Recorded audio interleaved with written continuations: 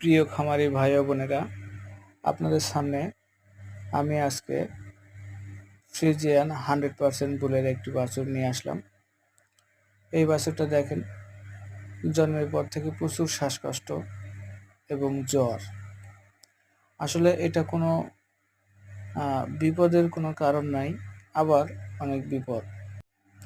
কারণ এটা আসলে হয় আমাদের যে ওয়েদার আর এর বিদেশি ব্রিডের যে ওয়েদার, আসলে এটা কখনো এক না।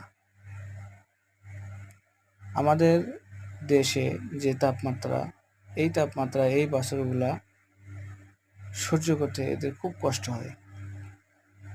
সেজন্য আমাদের উচিত 100% ব্রিডের বীজ না দিয়ে আমরা 78.5% বীজ দেওয়া সবচেয়ে উত্তম।